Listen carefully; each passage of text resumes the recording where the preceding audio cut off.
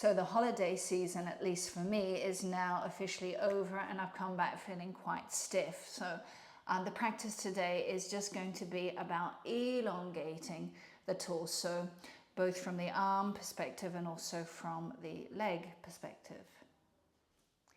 So the first exercise, a preparatory exercise that we'll do, is going to be at a wall where our feet will be under our hips, the heels in contact with the wall and therefore the bottom. Now, if that for any reason is quite difficult for balance reasons, you can have your heels a couple of centimeters in front just to steady yourself. Otherwise, just bring your heels towards the wall. I would have a micro bend for the moment in the legs and think about the lower abdomen that naturally is always going towards the spine. Bring your hands into line with the shoulders. The palms are pointing forward. And then on the next exhalation, we're just going to bring the hands up as high as you want or as high as you can go. Do not remove the fronts of the hands from the wall. And the higher up you go, the more you're going to feel the engagement of your torso to release the stretch, and that stretch which then goes into your armpits and in turn into your arms.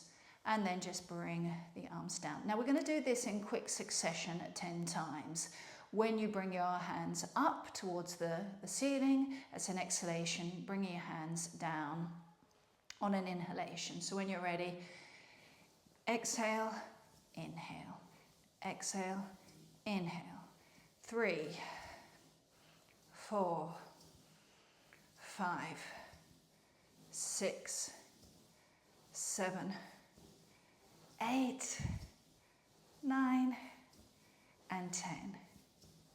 Okay, and then you can just bring your hands onto your lower abdomen, which should not have moved 1 millimeter from when you first started. And then let's do that again, still keeping the micro bend. Press your feet into the ground. Remember, heels are in contact with the wall, as is your bottom. One more time. Exhale, inhale. 2, 3, 4, 5, 6, 7, 8. 2 more. 9 and 10. And then just bring your hands back into your abdomen again. So for those of us with stiff shoulders, and I've got a particularly stiff left shoulder, that's thanks to a lot of violin playing, by the way, then you are going to find it really, really difficult to have your arms straight the further up towards the top you go.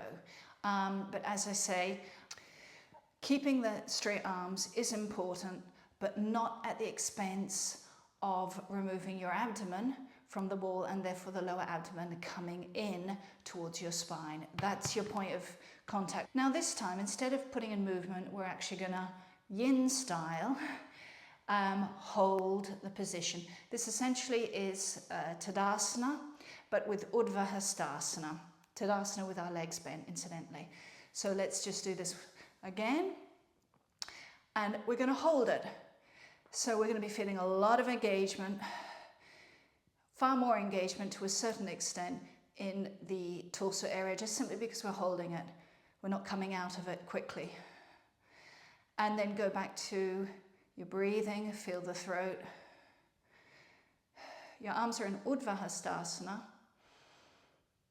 And this is quite tiring, so at any moment, if you want to come out of it, you can do so. And then coming back down. And you'll notice that your shoulders are moving back towards the wall as your chest expands forward. This is ideal. This is a movement that we're wanting. And again, on the next exhalation, bring your arms up as far as they'll go, keeping the arms straight, palms forward. And what you could do this time is start to bring in straight legs. So you really are doing Tadasana with the body while your arms do Urdhva hastasana. Exhale, release that inner throat.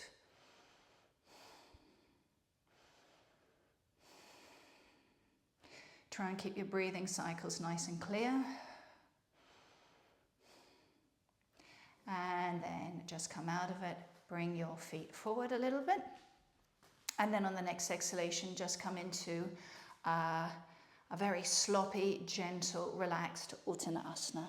Maybe with a micro bend in your legs. My feet are about 30 centimeters away from the wall.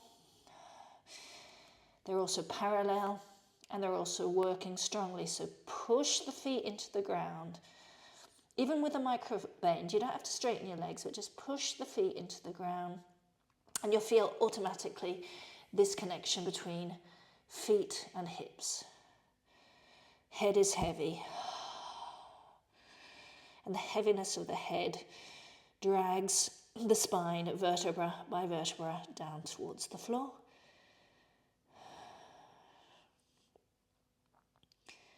And enjoy.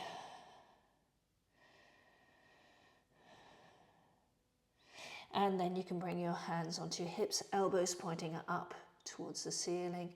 Bring your solar plexus forward, and that guides you up to redo this kind of Tadasana, Urdhva, hastasana with the arms at the wall again. So bring your heels back. Starting off maybe with micro bend. Exhale, palms pointing in front. Do not ever lose contact between the wall and the front of the hands.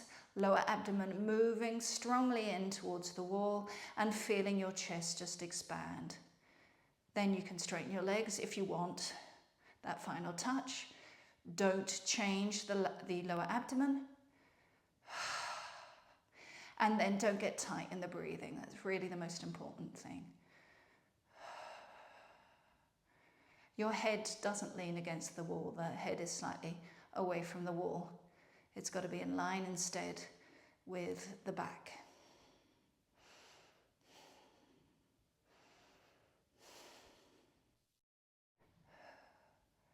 And then you can just come out, feet forward. Exhale strongly through the mouth and come back into that relaxed Uttanasana.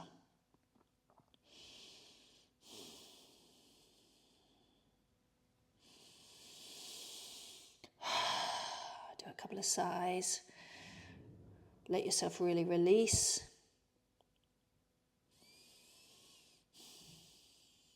Then bring your hands on your hips, elbows pointing up to the ceiling.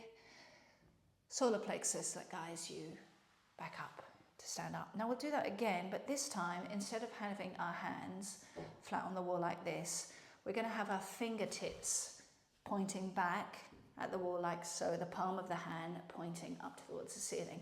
Now why I'm asking you to do this is simply that this kind of imitates the handstand. And in actual fact, this whole position that we're about to do is a type of preparation for handstand, because handstand is nothing other than inverting what we're about to do 180 degrees. So this is a really, really good strengthener, as well as exercise that gets the right alignment, which will allow you to hold the handstand in a stable manner. So let's try it. Feet under your hips, micro bend as well, why not? Just to begin with, get that lower abdomen sucked in towards the spine. We can start to slide our hands up, but then at a certain point, we're just going to bend the hand back so the fingertips are pointing into the wall. The palms of the hands are going up towards the ceiling. And then what you can start to do is straighten your legs, and you get that sense of handstand, but inverted 180 degrees. So that lower abdomen is very strongly sinking in towards the spine, in towards your body, the center of your body. And again, then go back to the breathing. Sigh, let it out. So this is strong and yet simultaneously relaxed.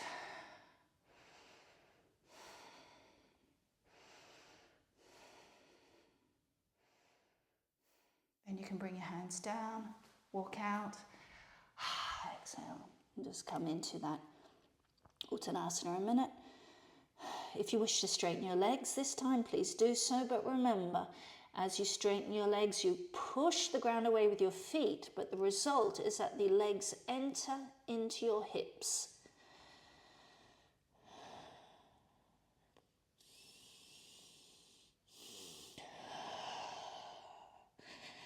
Observe your throat. Bring your hands onto your hips, elbows up towards the ceiling. Solar plexus brings you out, and let's do this one more time. So the inverted handstand, essentially. When you're ready, bring your hands up, and then your fingers come back into the wall. Palms are looking up towards the ceiling. Feel the strength. If you can't have your arms parallel, just bring them out to the side, any amount, it doesn't matter. This here is what matters. And the alignment, heels, hips.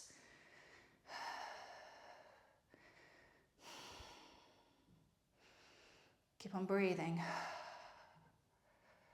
Feel the weight going down into your feet. And then from there, the rebound that is present in your hands.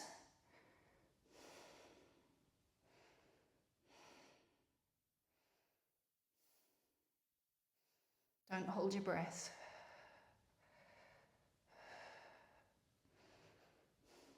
Then you can bring your hands down. Walk out. Exhale. Push your feet into the ground and feel your hips responding.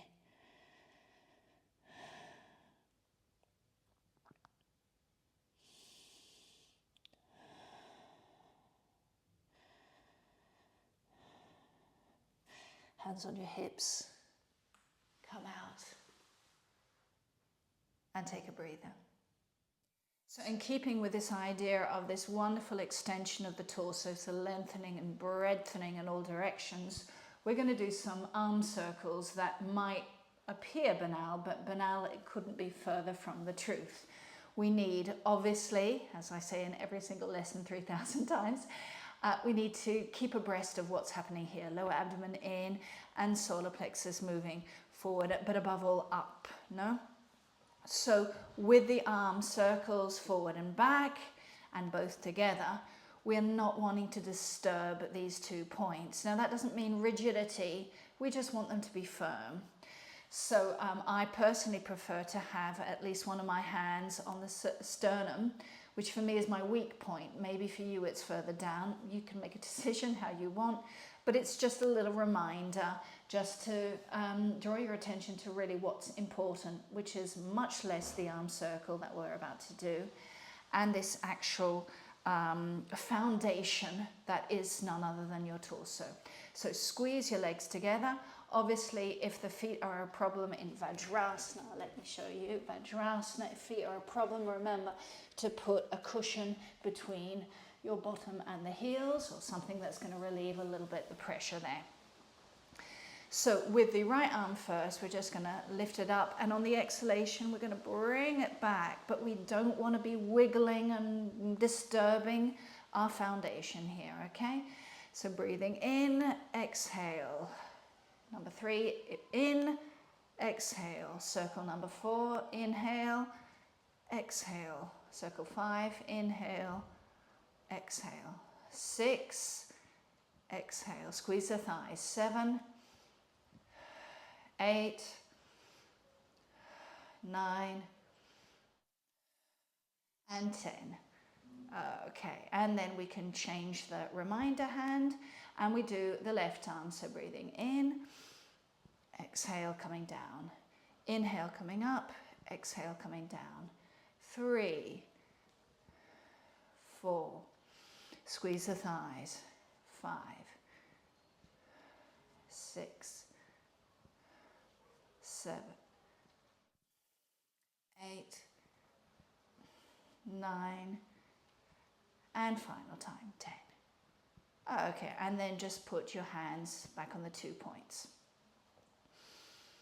And then we'll go back to the right side, but this time the circle is going to come forward. So again, as you lift your arm, it's an inhalation. As the arm comes down and forward, it's an exhalation. And we want to make the circle as wide as it will possibly go without, as I say, contorting your torso. Let's go. So inhale, exhale, inhale, exhale. 3, 4, 5, 6, 7, 8, 9, and 10. Change sides. Inhale. 2, 3, 4, 5, 6, 7, 8, 9, 10. So throughout this, you really have got to be squeezing the lower abdomen in. If you've got back pains, it could be that you're not working the abdominal muscles enough. Remember, that is the protection for that lower back. So squeeze properly the thighs together and keep that lower abdomen in as the solar plexus moves away. Now we're going to do the same thing, but with both arms. So remember, as you lift your arms up, it's an inhalation. As the arms come down, it's the exhalation. Let's go. Going back first, 10 times. 2, 3, 4. Keep in mind the 2 points of the torso. 5. Trying to keep your 6. Try to keep your torso nice and still. 7, 8, 9, and 10. Okay, and then just spend a moment feeling the stretch. It's transforming the torso and waking everything up again after the holidays. Squeeze the thighs, and then we'll go from back to front. 1, 2, 3, 4, 5, 6, 7, 8, 9, and 10. And then when you bring your hands down, don't collapse. Keep that stretch that you've developed and cultivated still ongoing in your normal posture. And then we're going to finish that little sequence with Anahatasana. Have some protection for your knees.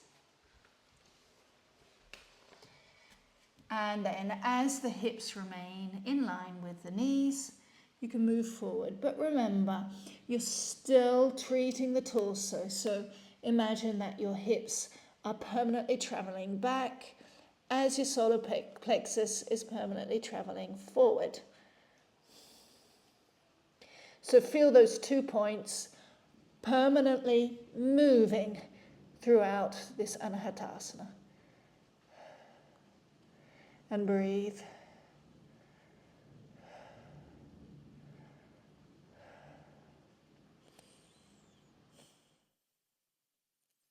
And then breathing in, you can come and sit briefly back in Vajrasana. So we've awakened the torso thanks to the arms. It's now time to get the legs involved. So let's go into Adho Mukha Svanasana. And we'll have the legs slightly bent for now. So when you're ready, just come in. Hands in line with the shoulders, feet in line with the hips. And then again, return back to the 2 points of the torso, which are distancing themselves. So the solar plexus is moving forward to the head. And the lower abdomen is moving in the direction of the pelvis and pulling or pushing the pelvis back behind. So feel the end result of these two simultaneous movements going on, i.e. the complete extension, broadening of your torso. Relax your throat and observe the clear cycle of breathing. So don't get caught out by holding your breath. And then I want you to really focus on those 2 points of the torso as you straighten one leg, leaving the other leg bent. Now, in theory, when you do that, you should not be disturbing in any way your torso. Above all, the pelvis should remain in the same position it currently finds itself in. Most of us, when we move the legs back to straighten our legs and maybe bring the heel towards the ground, we move the pelvis forward. No, we want the pelvis permanently traveling back and up. So let's change. So let's rebend both legs and then straighten the other leg. And as you straighten the other leg, make sure that that pelvis has not moved forward. Bend the leg again, go back to the first side. Bend the leg and go back to the second side. Come down, knees separate, big toes together, and have a bit of a break in Adho Mukha Virasana. If you want to put your forehead on your hands, you can do so. If you'd prefer to have your forehead on the floor, that's absolutely fine.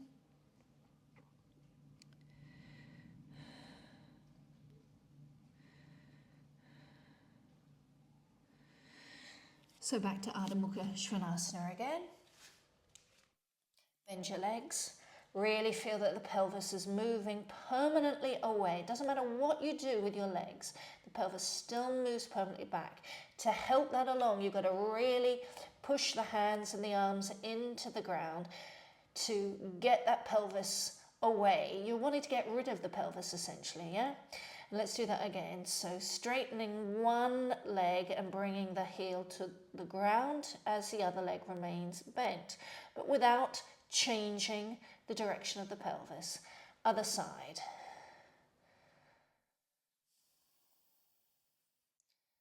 First side. Second side.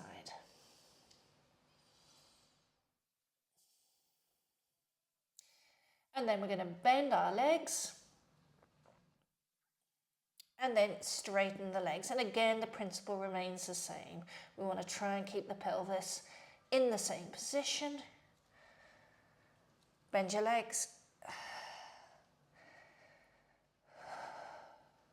Straighten your legs. Bend your legs. Straighten your legs. And then bring your knees down. And just have a break in Adho Mukha Virasana.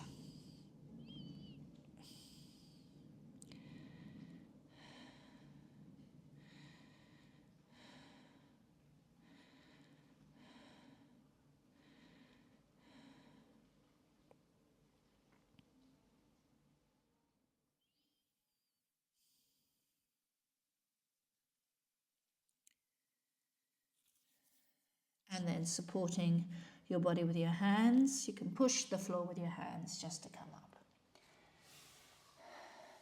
Now this idea of keeping the pelvis moving back, we're going to explore that a little bit more thoroughly by dancing between Adho Mukha Svanasana and the Dolphin pose.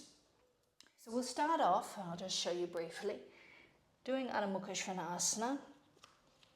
And then from there, we're going to start to bring our elbows down towards the ground, maybe touching it gently before you then come back up again. But the point is not to bring this forward, because if you bring the pelvis forward, it's just too heavy, you can't manage the weight. So it's all to do with levers and weight and how you manage it. The pelvis is extremely heavy, it needs to be gotten rid of immediately.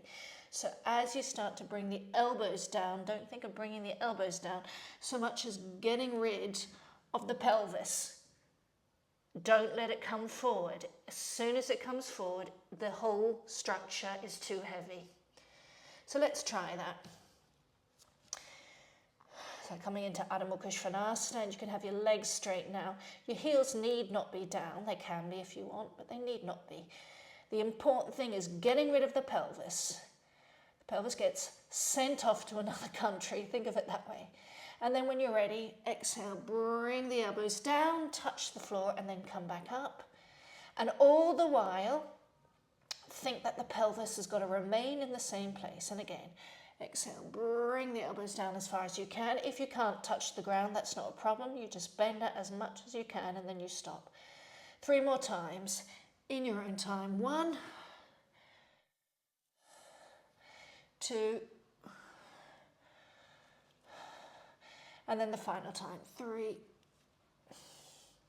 and then you can come down, knees separate, big toes together, Adho Mukha Vajrasana.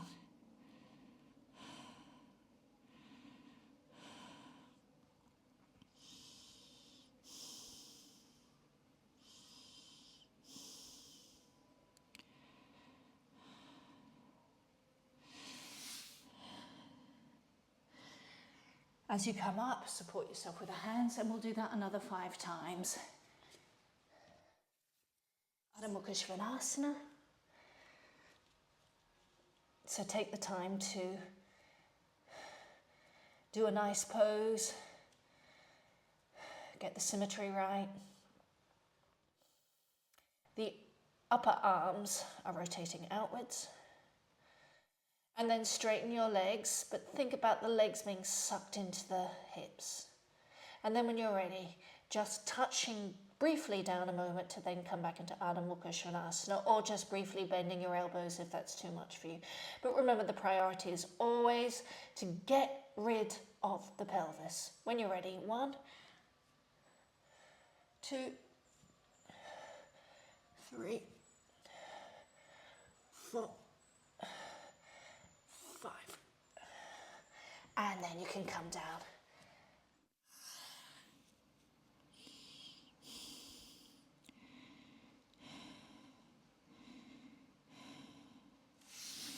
And then breathing in, you can come up. So obviously that last little sequence was quite tough, particularly so if you're a woman with little to no upper body strength. So as with all my lessons, I'd like to incorporate some preparatory work, which is going to help develop strength. So we're going to do some, again, not very banal press-ups. If you're a woman, keep your knees on the ground. Men, I think you probably know what you need to do. What I would say, though, is to experiment with the width of your hands. If you have difficulty, the wider your hands, the easier it is.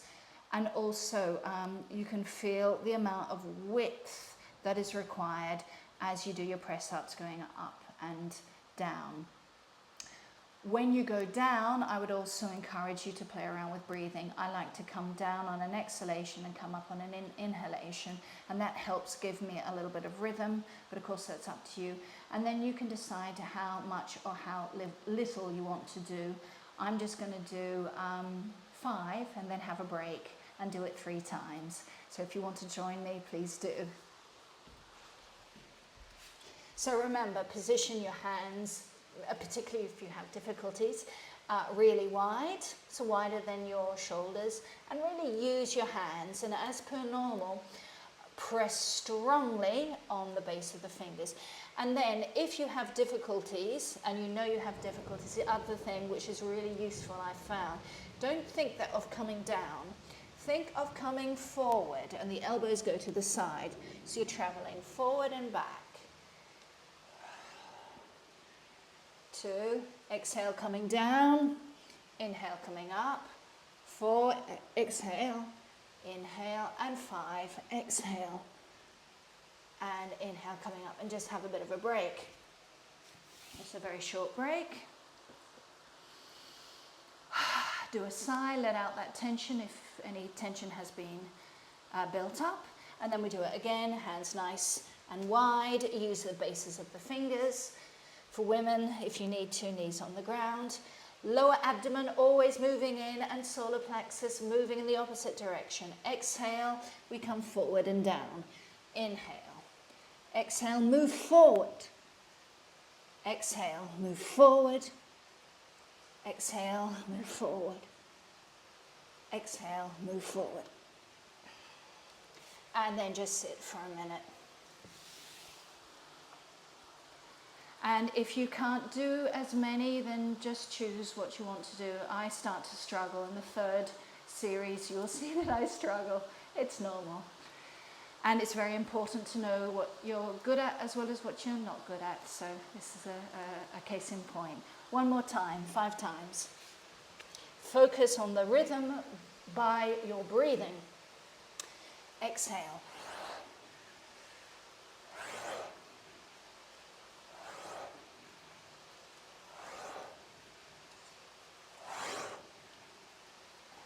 And then sit in Vajrasana.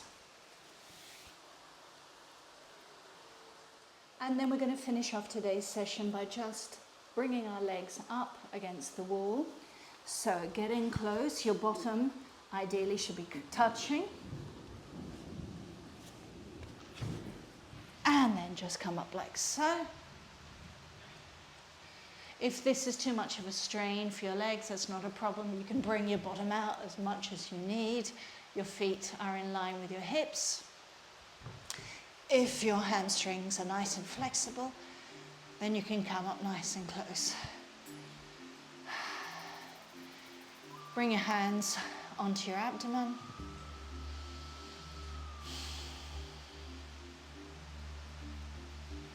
Sigh a few times. And then just let go.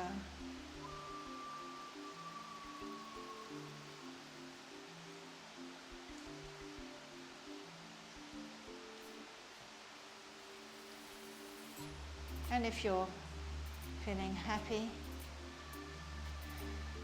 then maybe you could bring your arms back over your head and just relax that way as well.